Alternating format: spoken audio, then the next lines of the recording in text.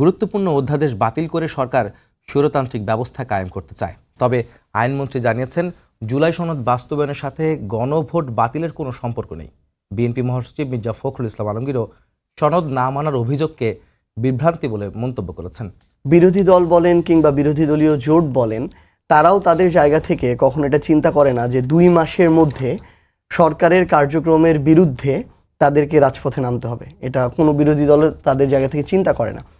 কিন্তু আমরা যখন আমাদের জায়গা থেকে দেখি যে আমাদের এই যে সংসদ, এই সংসদে বিএনপি তাদের জায়গা থেকে গণভোটের আগে, নির্বাচনের আগে যেই কথাগুলো ঐকমত্য কমিশনে বলেছিল, যেই কমিটমেন্টটা তারা জুলাই সনদে করেছিল, এই জায়গাগুলোকে তারা প্রশ্নবিদ্ধ করা শুরু করেছে।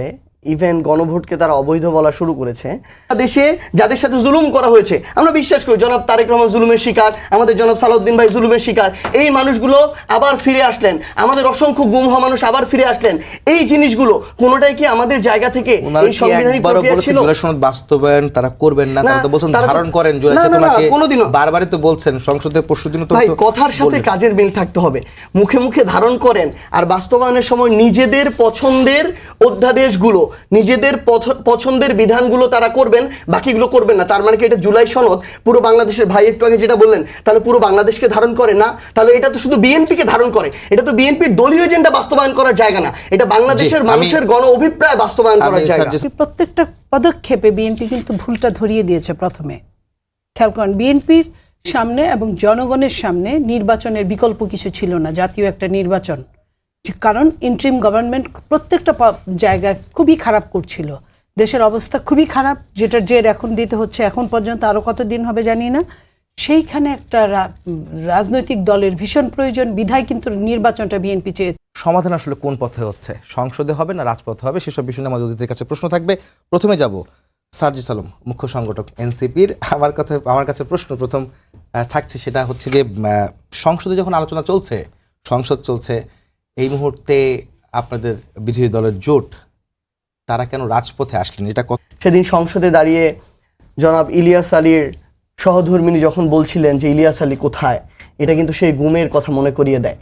সেখানে সংসদে দাঁড়িয়ে বিএনপি যখন গুম প্রতিরোধ ও প্রতিকার অধ্যাদেশ সংসদে বাতিল করার প্রস্তাব করে, আমাদের বিএনপিকে নিয়ে আমাদের মনে সন্দেহের উদ্রেক হয় এবং আমরা আমাদের জায়গা থেকে এটা আসলে আমরা নিজেরাই সন্ধিয়ান এবং আমরা নিশ্চিত হতে পারছি না যে এই বিএনপি কি আসলে সেই বিএনপি কিনা, যেই বিএনপি বাংলাদেশ পন্থার কথা বলে, জাতীয়তাবাদের কথা বলে, দলের নামের সাথে জাতীয়বাদ শব্দটা থাকে, যে বিএনপি মেজর জিয়াউর রহমান থেকে এসেছে, যে বিএনপি আপসী নেত্রী বেগম খালেদা জিয়া থেকে এসেছে।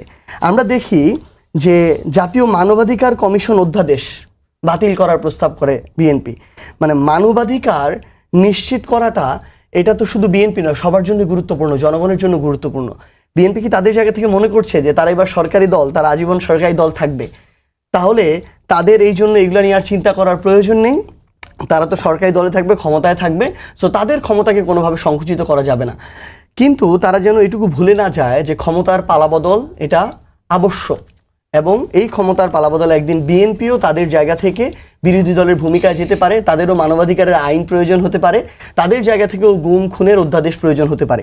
এবং সর্বশেষ আরও গুরুত্বপূর্ণ 3টা বিষয়, যেটা বাংলাদেশের প্রতিষ্ঠানগুলোর স্বাধীনতা, প্রতিষ্ঠানগুলোর স্বকীয়তা বজায় রাখার জন্য অত্যন্ত গুরুত্বপূর্ণ ছিল। স্পেশালি নির্বাহী বিভাগ থেকে বিচার বিভাগকে আলাদা করার যে প্রচেষ্টাটা নেওয়া হয়েছিল এবং অন্তর্বর্তীকালীন সরকারের সময়ে এটাতে সবাই বাহবা জানিয়েছে। ইভেন তখন ঐকমত্য কমিশনে জনাব সালাউদ্দিন আহমেদও জানিয়েছে। তিনি তার জায়গা থেকে যখন এগুলোতে একমত হয়ে জুলাই সনদে স্বাক্ষর করলো বিএনপি, আমরা দেখলাম এই সংসদে এসে জাতীয় সংসদ সচিবালয় অন্তর্বর্তীকালীন বিশেষ বিধান যে অধ্যাদেশ, সেটাকে রহিত করার সুপারিশ করেছে। সুপ্রিম কোর্টের বিচারক নিয়োগ অধ্যাদেশ রহিত করার সুপারিশ করেছে। সুপ্রিম কোর্ট সচিবালয় সংশোধন আদেশ 2025 এবং 26 রহিত করার সুপারিশ করেছে। 4টি বিষয় অধ্যাদেশ রহিত করার প্রস্তাব দিয়েছে। এরকম না, আরও বেশি। তো এরকম তারা তাদের জায়গা থেকে যতগুলো করেছে, এই প্রত্যেকটার কারণে এর পূর্বে কিন্তু তারা সাফারার ছিল।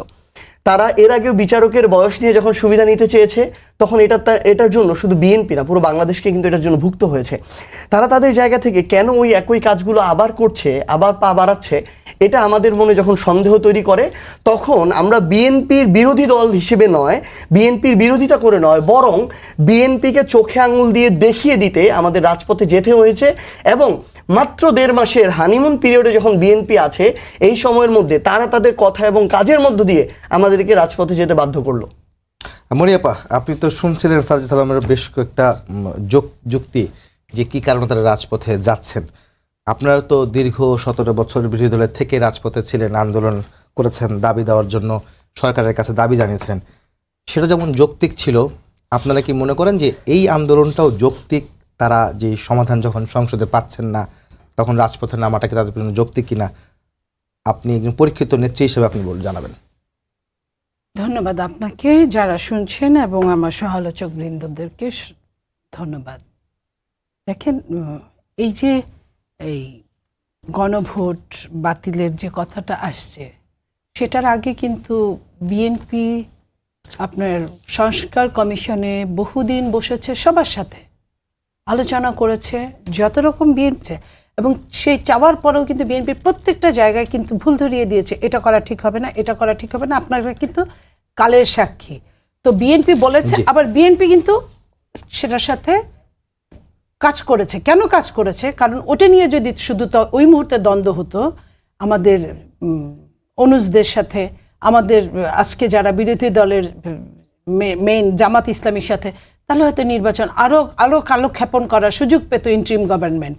তো বিএনপি প্রত্যেকটা ব্যাপারে বলেছে। গণভোটের সময় যখন ফার্স্ট কথা ওঠে, তখন কিন্তু বিএনপি প্রথমেই গণভোটের বিপক্ষে ছিল, যে এটা হয় না, এটা হলে এই গণভোটের আগে আরেকটা গণভোট করতে হয়, এই কারণে যে গণভোটটা সংবিধানে নাই, এটার আগে একটা গণভোট করতে হবে, যে গণভোটটা হতে পারে কি পারে না, সেটা কিন্তু বলার পরে যখন তারা শুনে নেয়, এবং আজকের যারা আমাদের অনুজ, যারা এনসিপি, তাদের তখন দৌড়াতে অনেক বেশি ছিল। একটা সরকারের ছত্রছায়া হতে পারে, আদর পেলে কে না করে, আমরাও করতাম, হতে পারে। তো তাদের সেই দৌরাত্ম্য যেমন ছিল, ওই মুহূর্তে কিছু বললেই তারা যে ধরনের বাক্যবাণে আমাদেরকে বিদ্ধ করত, আমরা প্রবীণ হিসেবে, সিনিয়র হিসেবে ওদের সাথে ওই বাক্যতে আমরা যেতে পারি না, ওরা যেভাবে পারে। বারবার বলেছিলেন যে আপনাদের রাষ্ট্র পরিচালনার একটি অভিজ্ঞতা আছে। আমি সেটাই বলছি, ওই অভিজ্ঞতা নিয়ে বিএনপি প্রত্যেকটা পদক্ষেপে ভুলটা ধরিয়ে দিয়েছে। লাইক আমি আপনাকে বলি, বিএনপি যেখানে সিগনেচার করেছে, এই সিগনেচার করার কথা কাদের? জুলাই সনদে প্রথমেই করার কথা যাদের ভ্রূণ চাইল্ড, এই এনসিপি, অস্বীকার করব না, ওরাই কিন্তু এই জুলাই সনদ বলেছে।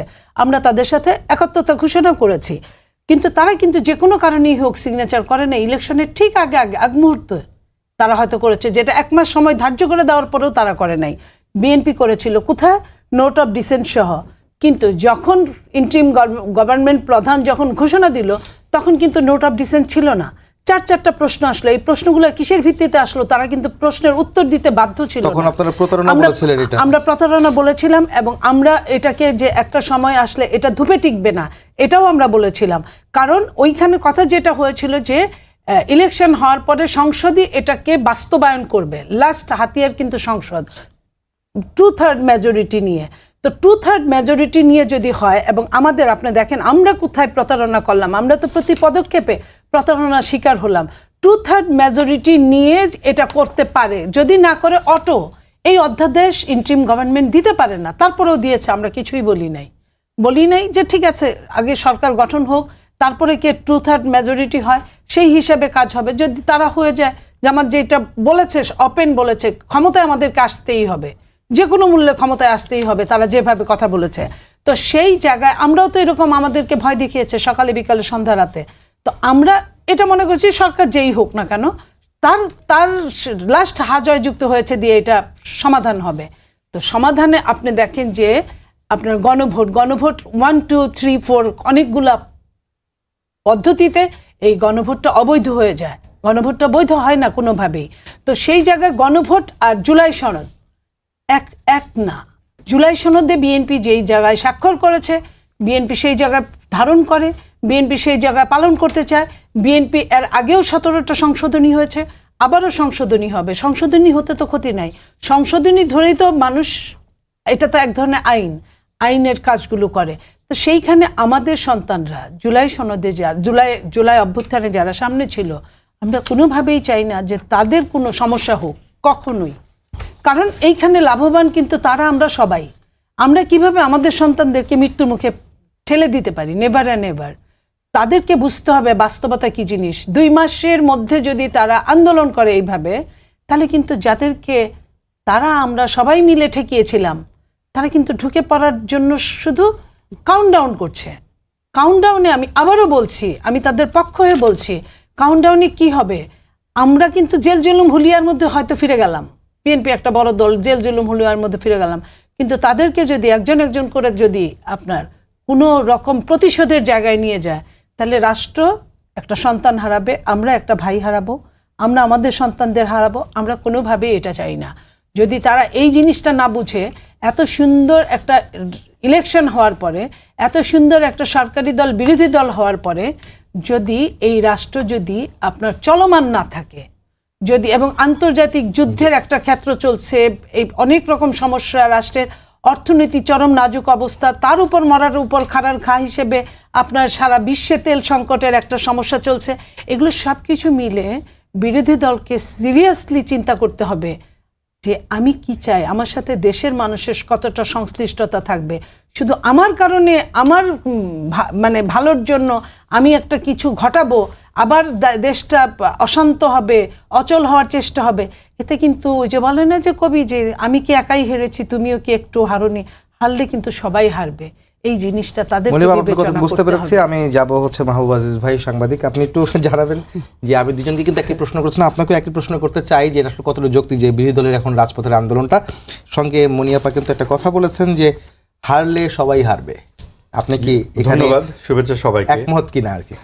দেখুন, যে 24-এর গণ অভ্যুত্থানের যে মূল যে প্রত্যয়টা ছিল, যেটা মানুষের আশা ছিল যে গণতন্ত্র, জবাবদিহিতা এবং এই আইনের শাসন প্রতিষ্ঠিত হবে, এই জন্যই তো মানুষ সব দল মত নির্বিশেষে মানুষ রাস্তায় নেমে আসে এবং স্বৈরাচারের পতন ঘটে। কিন্তু তারপর আমরা আসলে কি দেখলাম 8 তারিখের পরে? এই অন্তর্বর্তীকালীন সরকারের যে মতলববাজি, তার যেন ধারাবাহিক অনেকগুলো আমরা কুফল দেখতে পাচ্ছি বিভিন্নভাবে। আপনি দেখুন, মতলববাজি নাম্বার 1, জাতীয় ঐক্যমত্য পরিষদ। এই যে জাতীয় ঐক্যমত্য পরিষদের নামে যেই ঘটনাটি ঘটেছিল, এটা কি শুরু থেকেই বলা হয়েছিল এটা কি সম্পূর্ণ জাতিকে, পুরো জাতিকে প্রতিনিধিত্ব করে কিনা? এবং এই জায়গাতে যেই বিষয়গুলোকে আঘাত করবার চেষ্টা করা হয়েছে, প্রথমে ধর্মনিরপেক্ষতা এবং সমাজতন্ত্রকে যে আঘাত করবার, এই অপ্রয়োজনীয় বিতর্কগুলো কেন দরকার ছিল?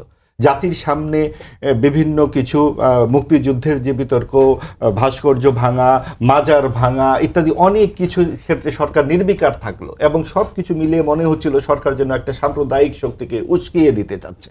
এই জায়গায় কিন্তু নির্বাচনের আগে আমরা 15 দিন আগে বিএনপিকে দেখলাম সরাসরি মুক্তিযুদ্ধের পক্ষে অবস্থান গ্রহণ করতে, এবং এই যে অবস্থান গ্রহণ, এবং মানুষ কিন্তু দুহাতে ভরে বিএনপিকে ভোট দিল, এবং সেই জায়গায় আমরা বুঝে গেলাম যে ঠিক আছে, একটা মোটামুটি একটা সুস্থির গণতন্ত্রের দিকে যাবে, যা হওয়ার হয়েছে।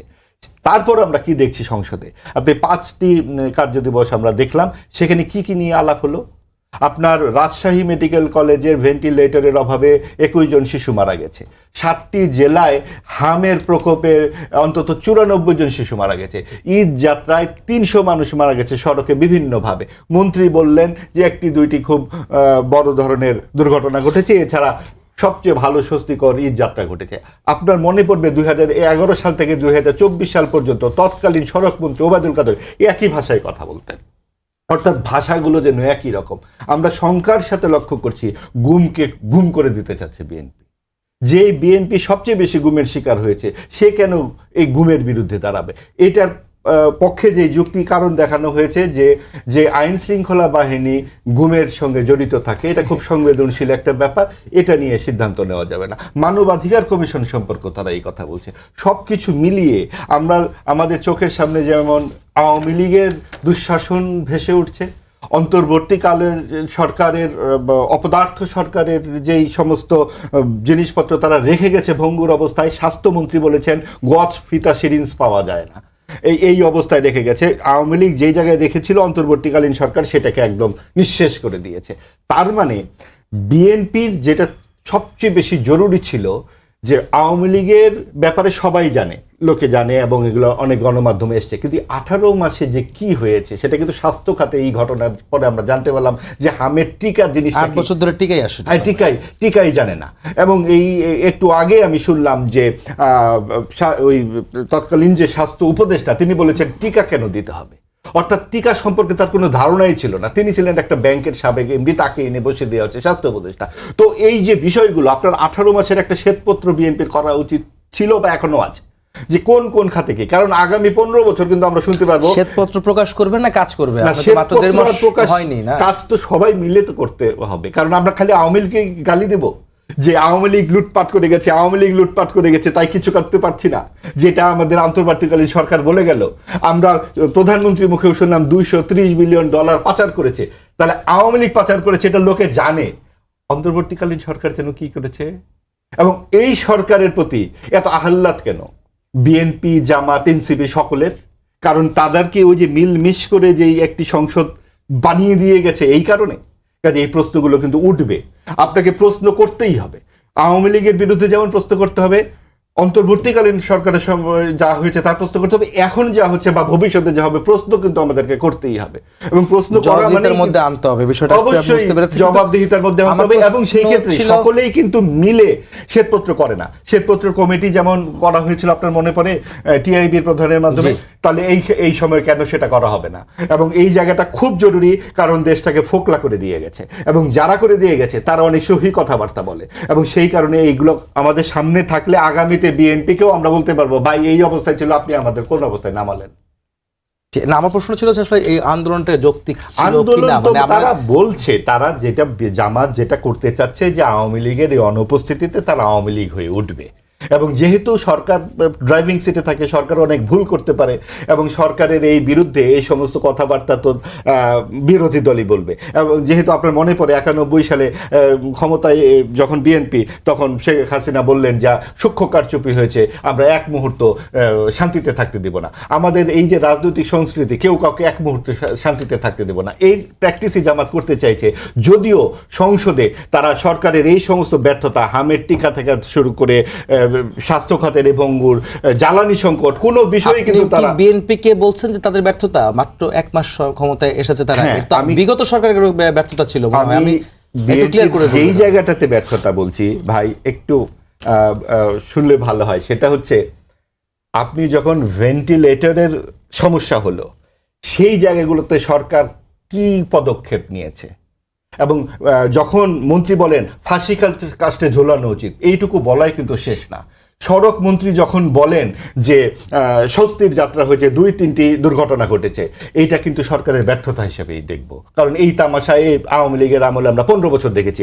আমরা দেখতে চাই সরকার কি ব্যবস্থা গ্রহণ করলেন। দুর্ঘটনায় কারো হাত নেই, সরকার ইচ্ছা করে দুর্ঘটনা ঘটায়নি, কিন্তু সরকারের উচিত ছিল কমিটি তৈরি করা, অনতি বিলম্বে দোষীদেরকে শাস্তির ব্যবস্থায় আনা এবং মানুষকে জানানো যে ভাই আগামী ঈদে এটা হবে না। বরং এই কথাই আমরা শুনেছি যে আগামী ঈদে এইরকমই। এই কথাটা আমি পরিষ্কার বুঝতে পেরেছি। স্যার, যে আপনি তো আমাকে জানাবেন যে সেটা আপনার কথা শুনছিলেন, ভাইয়ের কথা শুনছিলেন, যে যখন দেশে একটি ক্রাইসিস চলছে বা মধ্যপ্রাচ্যের অস্থিরতার কারণে বাংলাদেশ সহ সারা বিশ্বেই একটা ক্রাইসিস তৈরি হচ্ছে, সেই মুহূর্তে সরকারকে বিব্রত করতে কিংবা তাদেরকে অস্থির রাখতে কি রাজপথে আন্দোলন, সেটা আপনি কিভাবে খণ্ডাবেন? প্রথমত হচ্ছে আপনার প্রশ্নটার মধ্যে পক্ষপাতিত্ব আছে। পক্ষপাতিত্ব কোন জায়গায়? এটা আপা বলেছে, আমি করিনি। আপা বলেছেন, সেটা আমি আপনাকে জানিয়েছি। তো এখন আসলে কি ভাই, মানে এটা কি ধরেই কি বিরোধী দল আগে রাজপথে গিয়েছে? এটা তো হয় নাই। মানে বিরোধী দল যখন ভাই মাত্র বলল যে 5 দিন সংসদে তাদের জায়গা থেকে, সরকারি দল যখন গণভোট নিয়ে, জুলাই সনদ নিয়ে রীতিমতো হাসি ঠাট্টার পর্যায়ে চলে গিয়েছে, তখন বিরোধী দলকে এইটুকু সময়ে নির্বাচন থেকে ফিরে এসে একটা বিরোধী দলের মানে মিনিমাম প্রস্তুতিতে বা প্রস্তুতিমূলক পর্বটা সারতেও একটা 6 মাসের সময় লাগে। তো এটার জন্য আমরাও প্রস্তুত ছিলাম না, কিন্তু তাদের কার্যক্রম এটা বাধ্য করেছে। আপা যে কথাগুলো বললো যে আসলে কি, আপা তার জায়গা থেকে আপনি যে প্রশ্নটা বলেছেন না, ওই প্রশ্নটার কোনো কিছু আনসার দেয় নাই। আপা তার আশেপাশে থেকে যত কিছু বলে এটাকে ঢেকে রাখা যায় এই চেষ্টাটা করেছেন। কিভাবে? তিনি বললেন যে এই যে গণভোট তো সংবিধানে নাই। যখন এরশাদের আমলে এরশাদের স্বৈরাচারের শাসন ব্যবস্থার পতন হয়, অন্যান্য সকল রাজনৈতিক দল একসাথে মিলে যখন আন্দোলন করে এটা পতন করায়, তখন তো তত্ত্বাবধায়ক সরকারের অধীনে বাংলাদেশে নির্বাচন হয়েছিল। তাহলে তখন কি সংবিধানে কোনো তত্ত্বাবধায়ক সরকার ছিল? ছিল না। নির্বাচন হওয়ার পরে যখন সবার মনে হয়েছে যে এই তত্ত্বাবধায়ক সরকারটা দরকার বাংলাদেশের সুষ্ঠু নির্বাচনের জন্য, তখন তত্ত্বাবধায়ক সরকারকে নির্বাচনের পরে সংবিধানে অন্তর্ভুক্ত করা হয়েছে। তারা তাদের ইতিহাসগুলোই ভুলে যাচ্ছেন, যে ইতিহাসের সামনের ফেসটা ছিল বেগম খালেদা জিয়া। এরপরে আপা তার জায়গা থেকে বললেন যে জুলাই সনদে সবার আগে স্বাক্ষর করার কথা ছিল এনসিপির, বিএনপির সেখানে স্বাক্ষর করেছে, এনসিপি করে না। এনসিপি কয়েকদিন আগে করেছে। এনসিপি নাম খাওয়াস্তে মানুষকে সান্ত্বনা দেওয়ার জন্য জুলাই সনদ চায় নাই, স্বাক্ষর করতে চায় নাই। এনসিপি বিএনপি এখন তাদের প্রত্যেকটা কথা এবং কাজে এটা স্পষ্ট প্রকাশ পাচ্ছে যে তারা প্রতারণার জন্য শুধু নাম খাওয়াস্তে ওই জুলাই সনদ বলেন, ঐকমত্য কমিশন বলেন, গণভোট বলেন, এইগুলোর কথা মুখে মুখে বলেছে। তাদের মনে একটা জিনিসই ছিল, কোনো মতে খালি নির্বাচনটা পার হোক, তারপরে দেখে নিব এই জুলাই সনদ কেমনে হয়, এই গণভোট কেমনে বাস্তবায়ন হয়। এটার জন্য তারা তাদের জায়গা থেকে কোন প্রক্রিয়া জুলাই সনদ বাস্তবায়ন হবে, কিভাবে এটা জনরায় পাবে, এরকম কোনো কিছু চিন্তা করে না, তারা সাইন করে চলে এসেছে। আমরা সাইন করি নাই কেন? কারণ জুলাই সনদ কিভাবে বাস্তবায়ন হবে, জুলাই সনদ আমরা আমাদের জায়গা থেকে বিএনপির মধুর কথায় বিশ্বাস করি নাই। কারণ জনাব সালাউদ্দিন আহমেদ সবসময় তার দলের তাদের দলীয় স্বার্থে সুবিধাজনক অবস্থা নিয়ে কথা বলেছেন। আপনি দেখেন, একটা গণভোট হলো, 70% মানুষ সেই গণভোটে আলাদা করে ভোট দিল যে আপনি সংসদে পলিসি মেকিংয়ের জন্য যান, আপনাকে 50% ভোট দিলাম, কিন্তু এই জুলাই সনদে যে সংস্কারগুলো আছে এগুলো আপনার বাস্তবায়ন করতে হবে, এটার জন্য আমি 70% ভোট দিলাম। এটা পাশাপাশি প্যারালালি গিয়ে এটা করবে এরকম না, দুইটা একসাথে হয়েছে। তাহলে এত বড় ম্যান্ডেট পাওয়ার পরও তারা যখন এসে জুলাই সনদকে তোয়াক্কা করছে না, গণভোটকে অবৈধ বলছে, তাহলে সেখানে এই গণভোট যদি না হতো বিএনপি জীবনে জুলাই সনদকে পাত্তা দিত না। এই জন্য আমরা অন্তর্বর্তীকালীন সরকারকে বলেছি এই জুলাই সনদ কিভাবে বাস্তবায়ন হবে, কিভাবে এই ম্যান্ডেট জনগণের আরো নিশ্চিত হবে, এটা আপনি নিশ্চিত আগে করেন, তারপরে আপনার জায়গা থেকে আমরা জুলাই সনদে সাইন করব। এরপরে আদেশ হয়েছে, গণভোট হয়েছে, এরপরে আমরা আমাদের জায়গা থেকে নির্বাচনের আগে ওই জুলাই সনদে স্বাক্ষর করেছি, শুধুমাত্র নাম কাগজে মন ভুলানোর জন্য না। এবার বেশ কিছু জায়গায় কথা, মানে আপা যে জায়গায় একটু আগে বললেন যে আমরা আমাদের জায়গা থেকে বিরোধী দল আমাদেরকে চিন্তা করতে হবে জনগণ কি চায়। বিরোধী দল শুধু নিজে কি চায় এটা চিন্তা করলে হবে না। এটা কে চিন্তা করছে এখন? বিএনপি তাদের জায়গা থেকে জনগণ যখন তাকে গণভোটের এই ম্যান্ডেটে বলে দিল যে আপনি এই সংস্কারগুলো করবেন, বিএনপি গিয়ে তাদের সুবিধাজনক প্রত্যেকটা অবস্থান ব্যক্ত করছে এবং ওইটা করতে চাচ্ছে। এবং বিএনপির স্বরাষ্ট্রমন্ত্রী থেকে শুরু করে আইনমন্ত্রী প্রত্যেকটা মানুষ এই জায়গায় তাদের জায়গায় গুরুত্বপূর্ণ যে সংস্কারগুলো একটাতেও তারা এগ্রি করছেন না। তাদের নোট অফ ডিসেন্ট সেখানে তারা মানবেন না। তাদের দলীয় এজেন্ডা বাস্তবায়ন করার জন্য গণভোট হয়েছে, দলীয় এজেন্ডা বাস্তবায়ন করার জন্য জুলাই অভ্যুত্থান হয়েছে, দলীয় এজেন্ডা বাস্তবায়ন করার জন্য অন্তর্বর্তীকালীন সরকার ঐকমত্য কমিশন করেছিল। তাদের 31 দফার প্রথম দফা হচ্ছে তারা তাদের জায়গা থেকে সংবিধান সংস্কার কমিশন করবেন। ওই কমিশনটাই তো সেটা ছিল, শুধু নামটা আলাদা ছিল, ঐকমত্য কমিশন। সেখান থেকে এই নির্বাচনের পরবর্তী সময়ে একসাথে দুইটা রোল প্লে করার কথা ছিল। একটা ছিল তারা সংসদ সদস্য হবে, আরেকটা ছিল তারা তাদের জায়গা থেকে কনস্টিটিউশনাল যে অ্যাসেম্বলি হবে ওইটার তারা সদস্য হবে। কিন্তু এখনই তারা এই জায়গায় প্রতারণা শুরু করছে। তো আমরা আমাদের জায়গা থেকে শুধু বিএনপিকে একটা জিনিসই বলতে চাই, স্পষ্ট করেছে সংবিধানে অন্তর্ভুক্ত করা হতে হবে, তারপরে তারা শপথের বিষয়ে আসবে। কোনটা সংবিধান সংস্কার পরিষদের কথা, যেটা যে শপথটা আসলে বিরোধী দল নিয়েছে, যেটা আপনি তো ওটার কথাই বলছিলেন। এটা জুলাই আমাদের এই যে আদেশ, এই আদেশে স্পষ্ট করে আমাদের লেখা রয়েছে 7 নম্বর ধাপে, এই উক্ত নির্বাচনে যদি হ্যাঁ জয়যুক্ত হয় গণভোটে, তাহলে নির্বাচিত প্রতিনিধিগণ একই সাথে জাতীয় সংসদের সদস্য হিসেবে এবং আদেশ অনুসারে সংবিধান সংস্কার পরিষদের সদস্য হিসেবে দায়িত্ব পালন করবেন। তাহলে তারা তাদের জায়গা থেকে এখন যদি বলে যে আগে তারা ওইখানে সংসদ সদস্য হবেন, সংবিধানে অন্তর্ভুক্ত করবেন, তারপরে করবেন না, জনগণ তো এটা বলে নাই তাদের জায়গা থেকে। তারা এখন তাদের জায়গা থেকে অনেক এক্সকিউজ দেওয়া শুরু করেছেন। কি এক্সকিউজ? তারা বলছেন যে এখানে আমাদের যে সংসদ, এই সংসদই আমাদের জায়গা থেকে সার্বভৌম, এই কথা বলা শুরু করছেন। অথচ এই যে আমাদের জুলাই সনদের উপরে এত পার্সেন্ট মানুষ, 70% মানুষ যে তারা ম্যান্ডেট দিল, এটা সার্বভৌম না। কিন্তু আমরা যদি আমাদের জায়গা থেকে দেখি, এই যে আমাদের সংসদ, এই সংসদও এমন অনেক সংশোধনী এনেছিল যে এই সংশোধনীগুলো গিয়ে আমাদের সুপ্রিম কোর্টে গিয়ে বাতিল হয়ে গিয়েছে। তাহলে যদি আমার এই সংসদটাই সার্বভৌম হয় তাহলে তো আমার সর্বোচ্চ আদালত কখনো এই আমাদের যে সার্বভৌম যে প্রতিষ্ঠান সংসদ সেটার সংশোধনীগুলো বাতিল করতে পারে না, কিন্তু বাতিল করেছে এবং আগামীতেও বাতিল করবে। তার মানে আমাদের এখানে সংসদ সার্বভৌম নয়, বরং এই যে সংবিধান, এই সংবিধানের সাথে স্পষ্ট করে উল্লেখ করা আছে যে আমাদের এই যে জনগণ, এই জনগণের অভিপ্রায়ের পরম অভিব্যক্তি রূপে এই সংবিধান পরিচালিত হবে। তাহলে জনগণ তো আলাদা করে তার অভিপ্রায় দিল, আপনাকে যত পার্সেন্ট ভোট দিয়ে সংসদে পাঠিয়েছে তার চেয়ে আরো 20% অভিপ্রায় বেশি দিয়ে সে বলছে আপনি জুলাই সনদ বাস্তবায়ন করুন। এখন আপনি আপনার জায়গা থেকে বলছেন গণভোট অবৈধ। মানে আমাদের আসলে দুঃখের জায়গা কোনটা? ইতিহাস সবাইকে সুযোগ দেয়, কিন্তু এই সুযোগটা বেশি দিয়েছে আসলে আমাদের জিয়া পরিবারকে। আমাদের শহীদ প্রেসিডেন্ট জিয়াউর রহমান তার সময় একটা গণভোট পেয়েছিলেন, বেগম খালেদা জিয়া তার সময় গণভোট পেয়েছিলেন। শহীদ প্রেসিডেন্ট জিয়াউর রহমান তার গণভোটে বহুদলীয় গণতন্ত্র প্রতিষ্ঠা করলেন, তিনি ইতিহাসে স্মরণীয়। বেগম খালেদা জিয়া সংসদীয় গণতন্ত্র প্রবর্তন করলেন, ইতিহাসে পজিটিভভাবে স্মরণীয়। কিন্তু আজকে জনাব তারেক রহমান, খুবই দুঃখ লাগে, তিনি তার জায়গা থেকে জনগণের এত বড় ম্যান্ডেটের পরে এটাকে তিনি চুপ করে নিষ্ক্রিয় দর্শকের মতো সংসদে বসে থেকে মিটিমিটি হাসেন, টেবিল চাপড়ান, আর তার আশেপাশের মানুষগুলো জনগণের এত বড় ম্যান্ডেটটাকে নিয়ে তারা প্রতারণা করে। এটা ইতিহাসের এই দায়টাকে অবশ্যই নিতে হবে। সংশ্লিষ্ট বিষয় বলেছেন যে 1973 সালের 7 এপ্রিলের পরে রাষ্ট্রপতির এই ধরনের আদেশ দেওয়ার ক্ষমতা থাকে না, এইটাকে আসলে কি হবে? 1973 সালের পরে এই যে জুলাই অভ্যুত্থানের পরবর্তী যে বাংলাদেশ, যে বাংলাদেশে 5 বছর পর নির্বাচন হওয়ার কথা ছিল, 24-এর পর 29-এ, সেটা না হয়ে 26-এ হওয়ার কথা ছিল নাকি?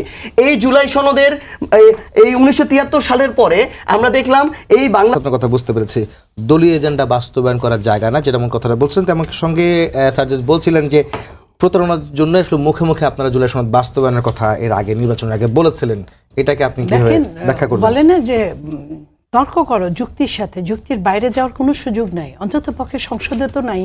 এবং যুক্তির সাথে যেটা দরকার সেটা হচ্ছে সংবিধান মাস্ট। এর বাইরে যাওয়ার আপনার, আমার, সার্জিস বা আরো কেউ, সার্জিসের বাপদাদা, আমার বাপদাদা, কারো কোনো সুযোগ নাই। ঠিক আছে, জনগণেরও নাই, জনগণের আছে, জনগণের, সেটাই আসছি।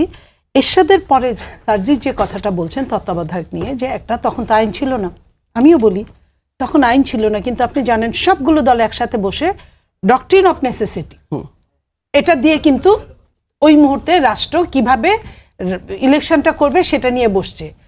এবার কি ডক্ট্রিন অফ নেসেসিটির কাজ দিয়ে আমরা গিয়েছি? যাইনি। আমরা একটা সংস্কারের কমিটি বানিয়েছি, সেই কমিটির প্রধান যা যা বলেছেন উনি হাদিসের মতো, কোরআনের মতো উনি বাণী দিয়েছেন, তো উনার বাণী তো এখানে সার্বজন গ্রহণযোগ্য হতে পারে না। রাষ্ট্রীয় প্রধান, ইন্টারিম গভর্নমেন্ট প্রধান, উনি এক ধরনের আপনার কি বলে নোট অফ ডিসেন্টের উপর সিগনেচার করালো বিএনপিকে, আর নোট অফ ডিসেন্ট ছাড়া উনি বক্তব্য পেশ করলো, জোর করে বেঁধে দিল, হাত পা বেঁধে সাগরে ছেড়ে দিল, তুমি সাঁতরাও। এটা তো সম্ভব না। আপনার রাষ্ট্রপতিকে স্বরাষ্ট্রমন্ত্রী মহান জাতীয় সংসদে কি বলেছেন, রাষ্ট্রপতির উদ্ধৃতি দিয়ে, যে আমি মহামান্যকে জিজ্ঞেস করেছি আপনি কি অধ্যাদেশ দিতে পারেন, উনি বলেছেন না আমি পারি না।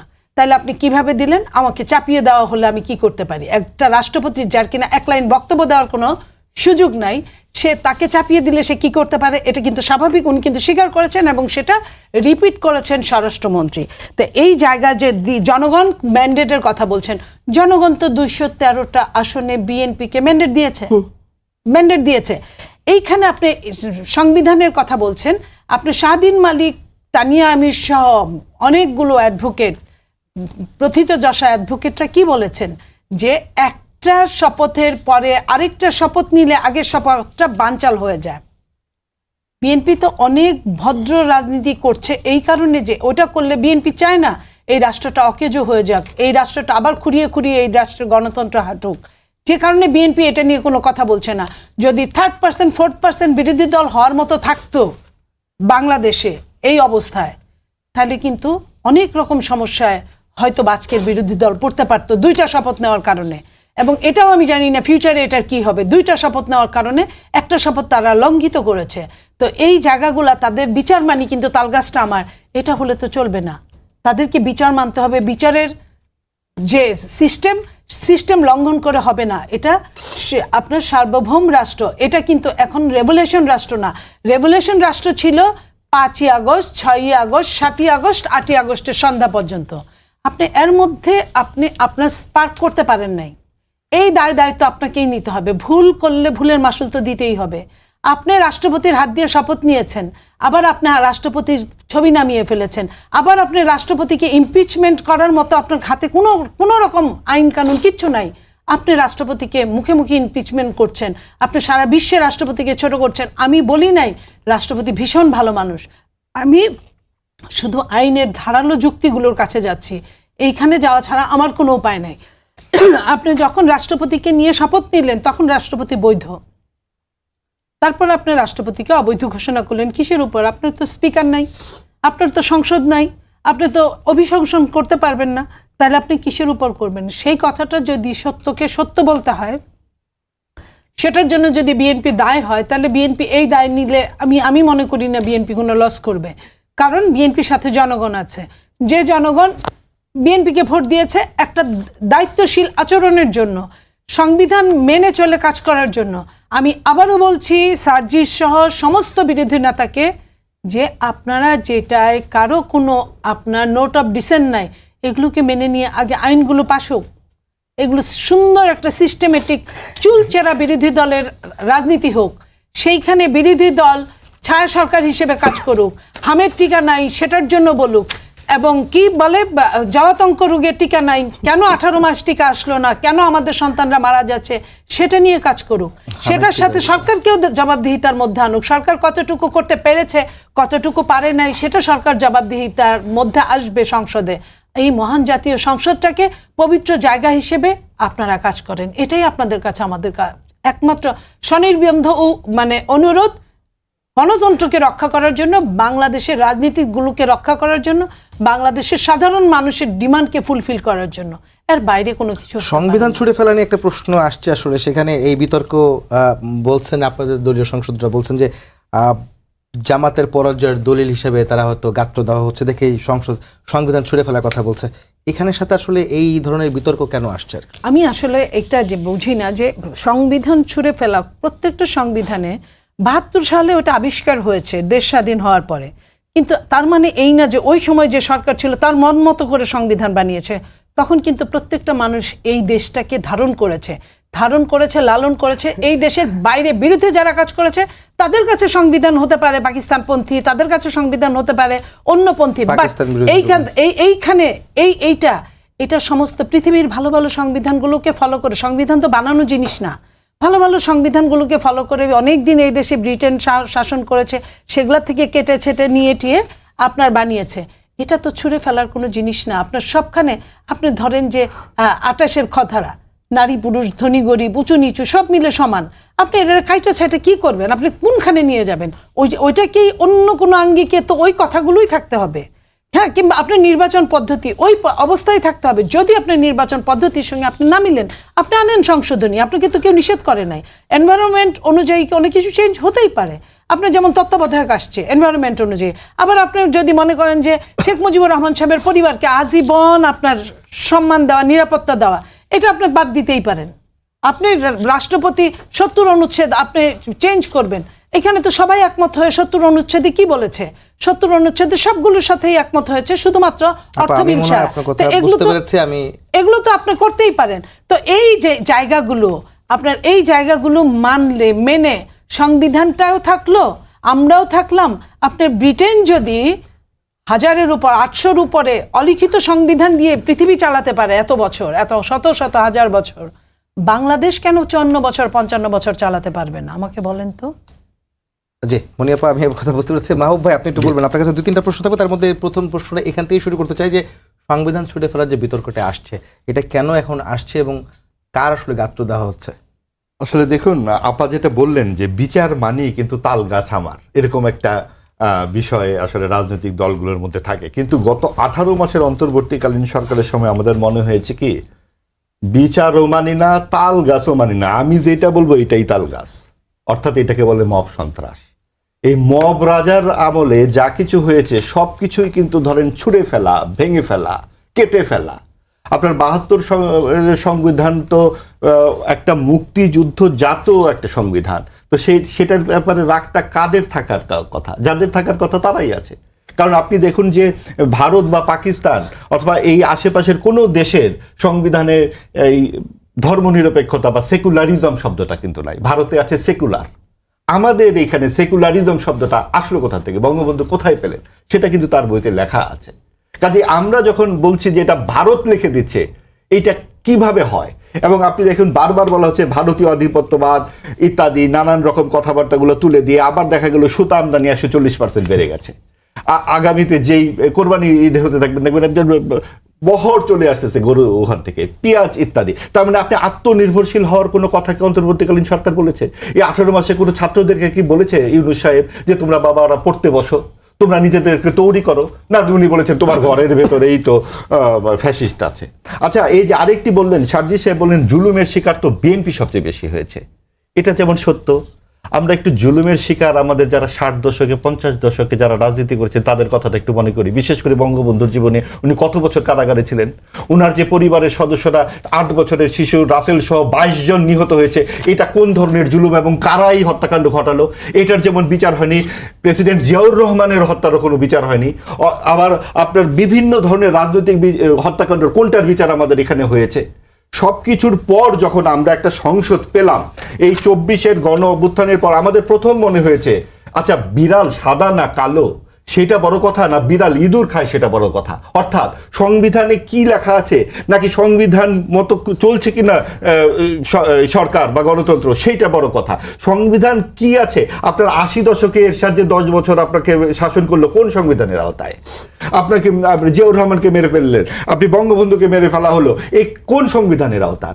আপনি যখন আওয়ামী লীগ 3 বার নিজেদের মতো ভোট করলো, রাতের বেলা ভোট করলো, আমিরামি ভোট করলো, কোন সংবিধানে লেখা আছে রাতের বেলা ভোট করা যাবে? অর্থাৎ সংবিধান তো আপনারাই তৈরি করেন যারা ক্ষমতায় থাকেন।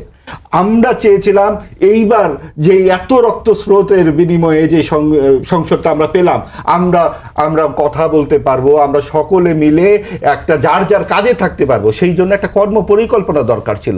সেই জায়গায় আমরা প্রথমেই দেখলাম বিরোধী দলের এক ধরনের উচ্চাভিলাষ, উচ্চ কক্ষ নিম্ন কক্ষের ব্যাপারটা কিন্তু এটা খুবই গুরুত্বপূর্ণ।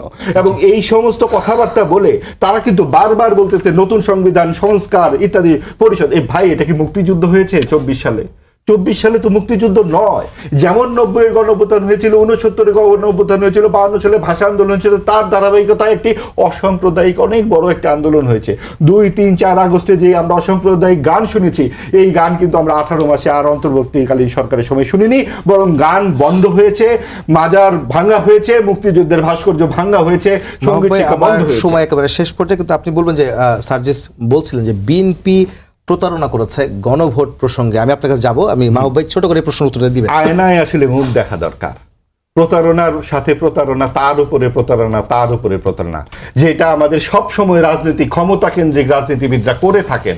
আপনি যখনই আপনি নির্বাচন আসে তাদের মতো চমৎকার দেশ দরদি এবং মুক্তিযুদ্ধের পক্ষের থাকেন না, এবং যখনই ক্ষমতা থাকেন কই সেই সব কথাবার্তা আমরা এখন শুনছি না।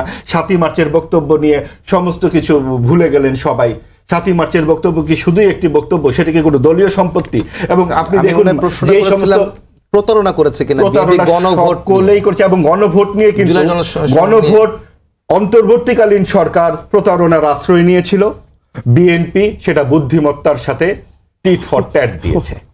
এবং যেহেতু অন্তর্বর্তীকালীন সরকার প্রতারণা করেছিল, বিএনপির এছাড়া উপায় ছিল না। আরেকটি কথা বলে রাখি আধা মিনিটে, সেটা হচ্ছে তারা যে 70% কাস্টিং ভোটের কথা বলেন জুলাই সনদের ভক্তরা, তাদের একটু মনে রাখা উচিত 4 কোটি ভোট হ্যাঁ পড়েছে, 3 কোটি ভোট না পড়েছে, 6 কোটি লোক ভোট দিতে যায়নি। এই যায়নি ভোট প্লাস না ভোট 9 কোটি ভোট হ্যাঁ ভোটের পক্ষে নেই। কাজেই আপনি বলতে পারেন না যে আপনি এক নিরঙ্কুশ সংখ্যাগরিষ্ঠতায় গণভোট হয়েছে। কাজেই এটা নিয়ে অনেক প্রশ্ন রয়ে 2 মিনিট সময় আছে। সার্জিস, আপনি যে শুনছিলেন যে গণভোটে যে 9 কোটি মানুষ দেননি, সেটা যেমন বলছিলেন, একই সঙ্গে আমি দুজনকে প্রশ্ন করেছিলাম যে সংবিধান ছুঁড়ে ফেলার ইস্যুটি কেন বিতর্কে আসলো। আমি বেশ কয়েকটা বিষয় নিয়ে কথা বলবো, আমাকে একটু সময় দিতে হবে। 2 মিনিট সময় আছে আপনার হ্যাঁ, হাতে। প্রথমত হচ্ছে আমি ভাইয়ের ওই কথাটা দিয়ে শুরু করতে চাই। তিনি তার জায়গা থেকে যেটা বললেন যে আমরা কেন আমাদের জায়গা থেকে 50-60 দশকের যাদের অনেক অবদান ছিল শেখ মুজিবুর রহমান থেকে শুরু করে, তাদেরকে কেন আমরা স্মরণ করি না। আমরা নির্দ্বিধায় আমাদের জায়গা থেকে বলি যে 1971 সালে 24শে মার্চের আগে শেখ মুজিবুর রহমানের যে অবদান ছিল, আমরা আমাদের জায়গা থেকে অবদানটা স্বীকার করি। কিন্তু সাথে সাথে আমাদের এই কথাটা বলতে হবে যে 1972 সালের 10ই জানুয়ারি এই দেশে ফিরে আসার পর থেকে তিনি তার জায়গা থেকে বাংলাদেশের স্বাধীনতার যে মূল আকাঙ্ক্ষা ছিল গণতন্ত্র, সেটাকে নিজে গলা টিপে হত্যা করেছেন, বাকশাল কায়েম করেছেন। এই জন্য তিনি তার রাসেল জায়গা থেকে সহ সবাইকে মেরে ভাই ফেলতে না, হবে। আমার কথা শুনুন, নো ইন্টারাপশন এটা একটু প্লিজ, বলেন। আমি করি নাই। এটা একটু বলেন। এখানে খুবই স্পষ্ট করে 15ই তিনি আগস্ট তার সম্পর্কে। জায়গা থেকে গণমাধ্যমের স্বাধীনতাকে হরণ করে মাত্র 4টা তার মন মতো মিডিয়াকে চালু করে রেখেছিলেন। তিনি তার জায়গায় বাকশাল কায়েম তাই শেষ করেছিলেন, করে সেগুলো তিনি আমরা তার জানি। জায়গায় এই জন্য 15ই আগস্ট কথার মাঝে করতে হবে। ইন্টারাপশন হবে না। তিনি তার জায়গা থেকে রক্ষী বাহিনীকে দিয়ে বাংলাদেশের সামরিক যে বাহিনী ছিল যেগুলো, সেগুলোকে তিনি তার জায়গা থেকে তাদের যে সার্বভৌমত্ব সেটা নষ্ট করেছিলেন। তিনি দুর্ভিক্ষ, তার জায়গা থেকে তার দুর্বলতার মধ্যে দিয়ে দুর্ভিক্ষ তৈরি করে লক্ষ লক্ষ মানুষের নিহতর কারণ হচ্ছে তিনি। ওনাকে সময় তিনি বেশি ভাই দিচ্ছেন শেষ কিন্তু করে দেন। 15ই তিনি- আগস্টের ব্যাপারে বলেন। ভাই উনি একটু আগে উনি 10 মিনিট কথা বলছেন না, আমাদের আপনি শুনেন, বলেন। আমাদের সবচেয়ে বড় সাইজ সমস্যা এই কি, অর্থটা বলেন। আমি ভাইয়ের একটা কথা বলি, উনি সমস্যা না, আপনি পুরো জানবেন সময় না এখানে বলে কথা এই বলছে, উত্তরটা বলেন। পুরো সময় এখানে কথা বলছে অন্তর্বর্তীকালীন সরকার নিয়ে, কারণ ওনাদের ওই গার্ডসটুকু নাই যারা ক্ষমতায় থাকে তাদেরকে প্রশ্ন করায়। কেন এটার বারবার কারণে আপনি এটার বলেছেন, ভাই, প্রচুর শেষ করি। প্রশ্ন এটার করেছি। কারণে ওই জন্য প্রচুর ভাই, প্রশ্ন এটা করেছি। কথার মাঝে কথা বল ভাই, আমরা কি টকশো মাহবুব করবো ভাই, নাকি করবো না? অবশ্যই করবো, ওনার সময় অবশ্যই একটা করবো। কথা মাহবুব ভাই, বলেছি, একটু কথা বলতে তো দেন। বলতে দিচ্ছেন ওনার না, সময় একটা আপনি কথা অন্য বলেছি, দিকে চলে আপনি যাচ্ছেন। কেন বলবেন? আমার স্পিচ, আপনি 15ই আগস্ট নিয়ে বলেন। This is so nonsense. আপনি 15ই আগস্ট নিয়ে বলেন। ভাই প্রশ্ন ছিল মনে হয় আমার আরেকটা যেটা আমাদের- আমারটা আমাকে বলতে দেন, কেন এটা বলবেন না? আমারটা বলতে দেন। এখানে 15ই আগস্ট সবচেয়ে বড় হত্যাকাণ্ড সমস্যা নিয়ে বলেন। বাংলাদেশের সো কল সিভিল সোসাইটির, তারা ক্ষমতাকে তোষামত করে ধীরে ধীরে স্বৈরাচার বানায়। তারা তাদের জায়গা থেকে এখন অন্তর্বর্তীকালীন সরকারকে নিয়ে কথা বলছে, কিন্তু বিএনপি যে তাদের জায়গা থেকে এখন সেই যেই ধরনের অপকর্মগুলো তারা করছে, যে প্রতারণা করছে, এটা নিয়ে কথা বলে তাদের কোনো গাছ নাই। তারা কতবার হামের বললাম টিকা আমি। নিয়ে ব্যস্ত, কিন্তু বিএনপির জুলাই বিরুদ্ধে সনদ, কত কথা এই যে বললাম। গুম থেকে শুরু করে এই যে এখানে চিৎকার অধ্যাদেশগুলো, করলে হবে না। এগুলো ভাই, এভাবে বাতিল করে এক দিচ্ছে। পাক্ষিক